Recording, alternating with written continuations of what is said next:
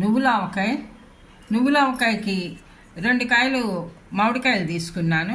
మామిడికాయలు తీసుకుని ఇలా టెంక ఉండేలా కొట్టుకోవాలన్నమాట, ముక్కలు చేసుకోవాలి. మనం ఆవకాయ కొట్టించుకుంటాం కదా, అదేవిధంగా ముక్కలు ఈ విధంగా కొట్టించుకోవాలి. కొట్టించుకుని దీని లోపల ఇలా తెల్లగా జీడి ఇంకా తెల్లగా పొరలాగా ఉంటుంది కదా, అవన్నీ తీసి ఈ విధంగా క్లీన్ చేసి పెట్టుకోవాలి. 2 కాయలకి ఇన్ని ముక్కలు వచ్చాయి. వేయించి పెట్టుకున్న నువ్వుల పప్పు ఈ విధంగా వేయించి చల్లారి పెట్టాను. ఈ కప్పుతో ఒక కప్పుడు నువ్వుల పప్పు తీసుకున్నాను. ఈ నువ్వుల పప్పుని మిక్సీలో వేసి మిక్సీ చేసుకోవాలి, మెత్తగా పొడి చేసుకోవాలి. ఇది డ్రైగా ఇలా వేయించుకున్నాను. వేయించుకుని మిక్సీ చేసుకోవాలి. ఇది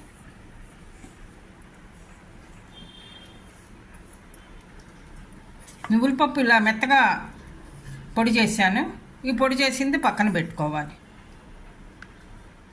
కప్పు నువ్వుల పప్పు తీసుకున్నా కదా, కప్పు నువ్వుల పప్పు తీసుకుంటే కొద్దిగా లోపలికి ఇలాగా కారం తీసుకోవాలి.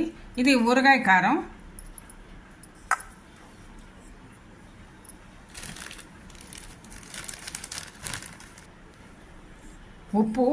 ఉప్పు సగం కప్పు తీసుకున్నాను. ఇది మనం చూసుకుని తక్కువైతే కనుక తర్వాత కలుపుకోవచ్చు, ఎక్కువైతే కనుక ఇబ్బంది పడతాం కదా, ఎక్కువ ఉప్పు తినలేము. అందుకని ఉప్పు తక్కువ తీసుకున్నాం. కొద్దిగా సగం కప్పు అయితే సరిపోతుంది నార్మల్గాను.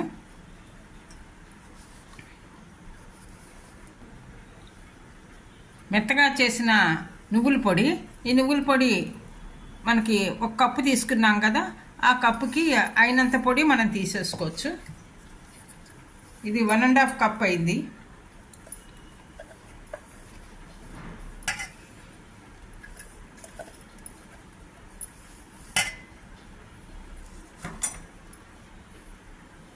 ఈ 1.5 కప్పు వేసేసుకోవాలి.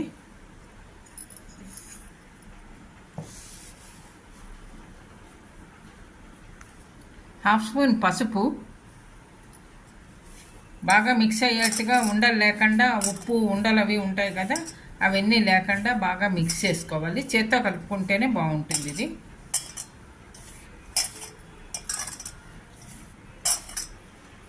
ఈ ముక్కలు కూడా కొలుచుకుంటే ఇలా కప్పుతో కొలుచుకుంటే 2 కప్పుల పైన అయ్యాయి ముక్కలు.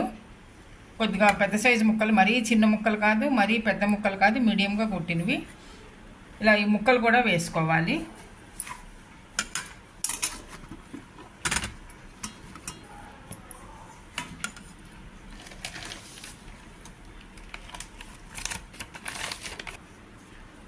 ఒక కప్పు నువ్వుల నూనె, నువ్వుల పప్పు నూనె. ఇది ఊరగాయలకు వేసుకునే నువ్వుల పప్పు నూనె 1 కప్పు తీసుకున్నాను. ముందర ముక్కల మీద వేసుకోవాలి. ముక్కలు గట్టిగా ఉంటాయి. ఇలా ముక్కల మీద వేసుకుంటే ముక్కలు మెత్తపడిపోకుండా బాగుంటాయి. అందుకని నూనె ఇలా ముక్కల మీద వేసుకుని కలుపుకోవాలి. ఇలా బాగా మిక్స్ చేసేసుకోవాలి. అవసరాన్ని బట్టి మనకి 2 రోజులు అయ్యాక ఊరుతుంది కదా, ఊరాక అవసరాన్ని బట్టి మనం నూనె కావాలంటే వేసుకోవచ్చు. బాగా మిక్స్ అయింది. ముక్కలు, ఆవు పిండి, నువ్వుల పిండి, ఉప్పు అన్నీ బాగా కలిసాయి. నూనె కూడా ఆల్మోస్ట్ సరిపోయింది. మనం ఒక 2 డేస్ అయ్యాక మనం చూసుకుంటే కనుక ముక్కలు పులుపు వస్తుంది కదా, ఆ పులుపు కూడా కలిసి ఇంకా పలచన అవుతుంది. చూసుకుని అవసరం అయితే కనుక అప్పుడు మనం కారం, నూనె కానీ ఉప్పు కానీ కలుపుకోవచ్చు. ఇప్పుడు ఇది మనం ఒక దేంట్లో అయినా పెట్టుకోవాలి. ఒక గాజు దాంట్లో కానీ దేంట్లో అయినా పెట్టుకుని, జాడీల్లో కానీ పెట్టుకుని ఇలా 3 రోజులు గట్టిగా ఉంచేసి మూత పెట్టి ఉంచుకోవాలి.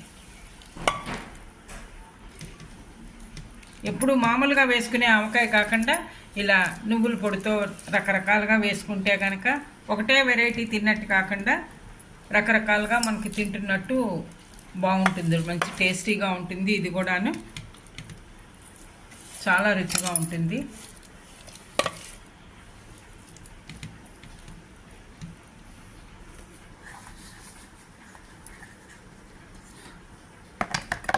మూత పెట్టేసి మనం ఉంచుకోవాలి.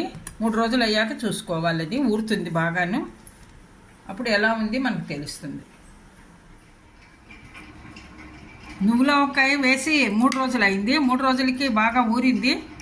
పోసిన నూనె కూడా సరిపోయింది, కరెక్ట్గా సరిపోయింది. ఉప్పు, కారం అన్నీ కూడా సరిపోయాయి. ఇది సర్వ్ చేసుకునేందుకు రెడీగా ఉంది, సర్వ్ చేసుకోవచ్చు. ఎప్పుడు మామూలు ఆవకాయ కాకుండా ఇలా వెరైటీగా నువ్వుల పప్పుతో ఆవకాయ వేసుకుంటే చాలా రుచిగా ఉంటుంది. మీరు కూడా ట్రై చేసి చూడండి. ఈ వీడియో నచ్చితే లైక్ చేయండి, షేర్ చేయండి, సబ్స్క్రైబ్ చేయండి. Thank you for watching.